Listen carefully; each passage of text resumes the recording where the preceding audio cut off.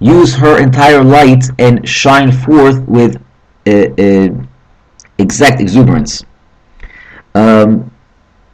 So it's exactly right for what he is in this world, right? Okay, therefore, so you find many sayings from the Chazal. They're all in the same, referring to the same concept.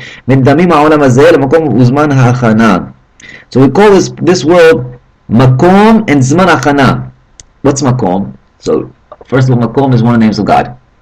Makom is the name of God that you see when Avraham was going to slaughter Yitzchak, and he understood that there was a concept that he didn't understand. He understood there's something that he was lacking understanding in. So he says, "Vayar makom merachok," and Avraham Avinu saw God from afar. Hamakom. He says that HaKadosh Baruch Hu is memale kol makom. HaKadosh Baruch Hu is filled in every place, meaning that everything is full of God. Even Midat Hadin is full of God.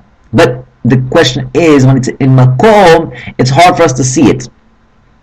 It's relating to God as a place. There's a place, and then that specific place has vehicles of Kedusha. That place where Avraham went to was actually called Har Moriah. And because he did what he did, that makom ends up being the Beit HaMikdash. Right?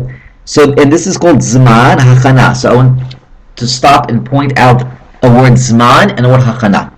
We're going to talk about later on, one of the later chapters, what's Zman. Zman is a concept that Hashem gave to this world. You see, everything in this world is limited by a specific amount of time. It's limited because it's limited in time. The human mind is also limited in its potential understanding. Because it's limited in potential understanding, we're also limited in our dimensions, in terms of our perception. We can't see past 3D, right? 4D, 5D, that doesn't exist to us, right? So 3D is all from all the... When you look around us, how do you surround something? You have 7 spots, 7 corners. How do you have 7 corners? You have top, bottom, that's 2. Right and left, that's 3 and 4. Front and back, which is 5 and 6. And the person himself is 7, right? So this world is created on a concept of these 6, or what we'll call 6 plus 1, which is the 7 dots, right? So whenever you see the word 7, right, you'll understand that we're talking about a constriction of time. Why did God constrict time? He made limitations. So the reason He made limitations is because, again, free choice. If without limitations, that means that God is constantly being revealed. If God is constantly being revealed, there's no free choice. If there's no free choice, then the game is over. There's no point in the world. Because then we become nothing more than just simply robotic angels. And God doesn't want that. God wants a heart. God wants us to feel. How do you learn to feel? You have to go through the procedure, which is what the Ramchal is telling us. There's a procedure you got to go through. You're going to go through nisyonot, through elevating circumstances. They're called trying times. You're going to take many placement tests in your life. What's a placement test? God will get you angry or something, or He will give a difficult business procedure. And is at that moment that God tests to see, where are you holding? Ayeka, where are you holding? Where are you standing? That's called Zman. And what's the point of the Zman? It's for a Hachana. The Zman, the entire purpose that God gave the person, whatever, how many years? 80 years, 70 years, 120 years, 30 years. Ramchal himself, 38 years, I believe it was 38, 33. Many of the great tzaddikim, 33, 38, 35. Arizal, 38. Aryeh Kaplan, or many Sfarim, Kabbalah, into English, 40.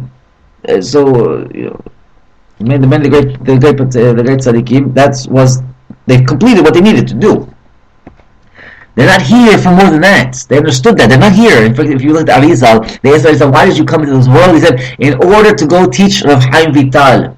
That was the purpose that he came into he had Torah, of course the purpose is Torah and mitzvot, but he had a specific purpose to hasten the Mashiach. And what was his purpose? To go teach Rav Chaim Vital. Right? But he had to do it in a certain procedure. He had to do it in a certain way. So this world was hachana for what he needed to get to in the next world. So when we look at the world in these kind of concepts, as a makom, that every place that we're going to be sitting in, there's a reason why we're there. I'll tell you a quick story. And I've said it in many different shiurim. I heard over there was a rabbi that was giving lectures in Eretz Israel, and he took a taxi cab every time that he had to go to certain lectures to and from the yeshiva back to the lecture point, from the lecture point back to the yeshiva. So it happened one night, hashgacha pratit, that the taxi cab driver was going a little fast. Or a lot fast, and the police pulled him over. But instead of giving a simple citation or warning, whatever, he said he started berating the taxi cab driver, especially when he saw that there was a Rav in the back. He said, "Oh, you Haradim, this is how you act. You use a taxi cab driver to break the rules and the laws." And he's ripping him apart. He says, "You know what? I'm going to teach you guys a lesson. You are going to come under arrest. You're coming back to the station." And so he arrests them. They tow the car back to the station. He arrests them, puts them in the back of the car. Wow, what's going on here? Of course, the taxi cab driver is bewildered. So is the Rav. A simple traffic violation. You're being arrested. What's going on here? So they take the taxi cab driver and the Rav into the headquarters, and they get into the sergeant there, the head chief police officer, and he's ripping them also. You Charedim, you this and that. So the Rav says, excuse me, can I have a cup of water? So everyone pauses. It's all like a little shock. What kind of question is that in the midst of being torn apart by these officers? Okay, got a cup of water. Okay, cup of water. Fine, so he brings him a cup of water. The Rav says out loud, Baruch Ata Hashem Elokeinu Melech Haolam Shehakol Niya Bidvaro. After a few moments after he makes his bracha, the main officer says, "Listen, get out of here, and don't let this thing happen again." So now the taxi cab driver is really shocked. He says, "Well, hold on a second. The entire time that we were sitting there, they were ripping us apart, they're threatening us, putting us in jail. All of a sudden, this Rav makes a bracha. Within a few moments, we're freed. What happened here?" So he asks the Rav. The Rav says, "Listen, I'm not mikubad. I don't know.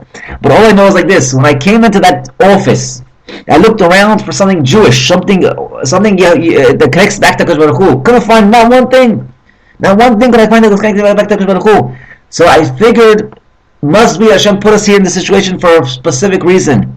And maybe the reason is that these walls never heard a beracha yet. And so they want to hear a beracha. So Hashem had to call us over, stop us from our way to say, "Hey, you guys, come make a beracha over here." And we made the beracha and the walls, and the makom said, "Yalla, okay, thank you very much. You fulfilled what we needed, go home." So we see that everywhere we go, we step, there's a reason, there's a rhyme, there's a reason, there's a procedure behind it. Hashem wants us to be in a certain spot because maybe there's what's called nitzutei kedusha, there's a spark of holiness that needs to sit there, needs to come out over there. That's why it says the Jews are in Galut. Why are the Jews in Galut? Because they are gathering what's called nitzutei kedusha, they're gathering sparks of holiness.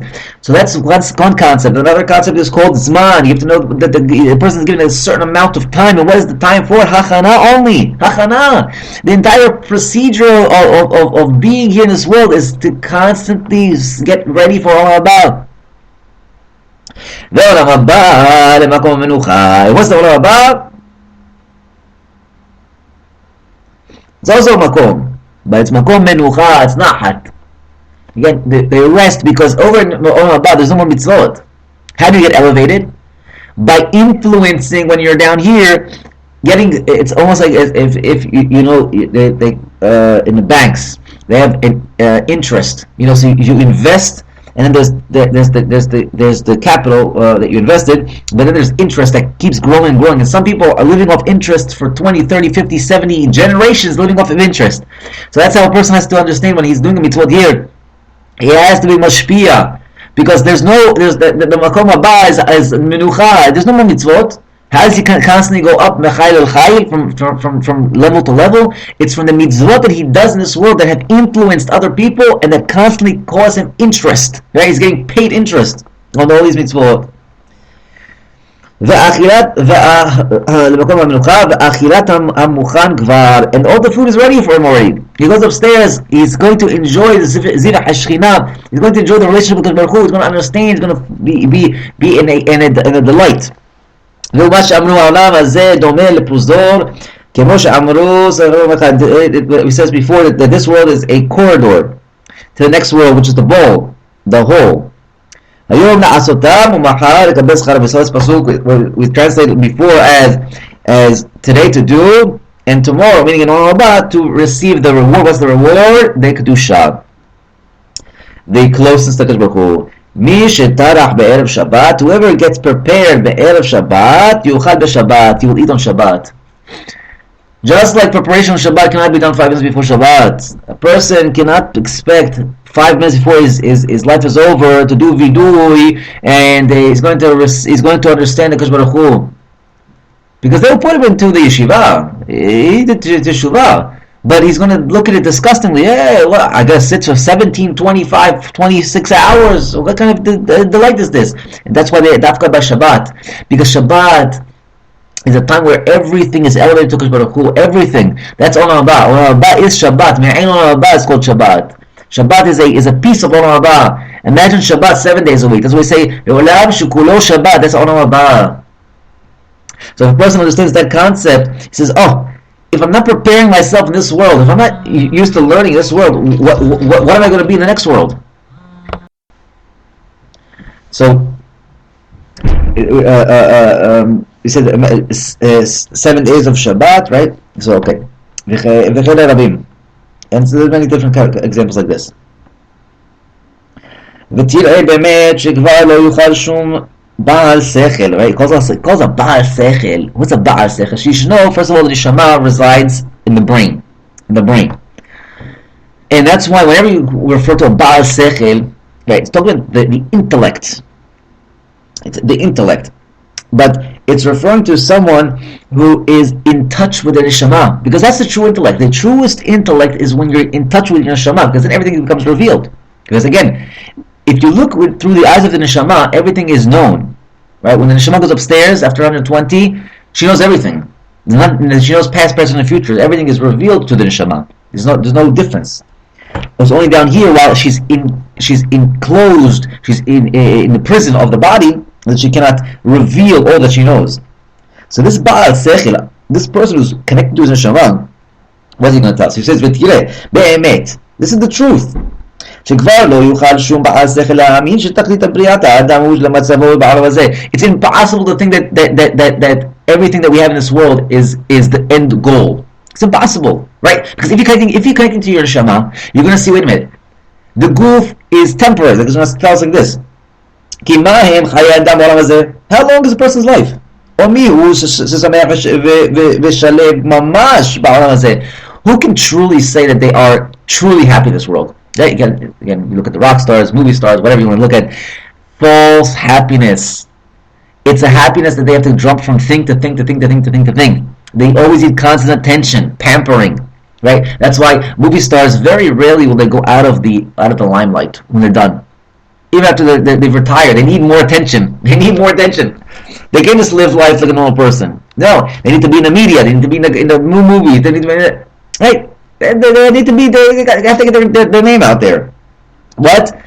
Just so that they feel their ego is. Oh, people still care about me. There's no simcha mamash. What's the truest simcha? Torah. ימי שנותר בהם 70 שנה במרות שבשמרה ברבה ועוון. How much does man toil? And for what? וכמה מיני צער וחולאים ומכאובים וטרדות ואחר כל זאת המוות. In the end, person is limited to what? Death. So, if the person came in here for 80, 90, 70, whatever amount of years, 120 years, and that's it? What was the purpose of coming in here? If that's all he was doing. If that's all he was doing, what would be the purpose? It must be that there was something else, that something else is governing him, something else is moving him, something else is controlling him. It's called the neshama. And if that's it, so then we understand that this world is only what's called a prusdor, it's only a corridor, it's only a preparation to get to the neshama where she needs to get to. See, the neshama has also lessons. As perfect as the neshama is, neshama shenatata bi tehora, she's pure. She might be pure, but she also has intellectual lessons that she needs to learn. She needs to learn how to give. She needs to learn how to get along with a husband. What's the husband? The goof. So she is the princess. And she needs to learn how to get along with his husband. She needs to learn how to train the husband from becoming an animal to becoming a man. That's why again we call Baal. Baal is husband. Baal Sechel.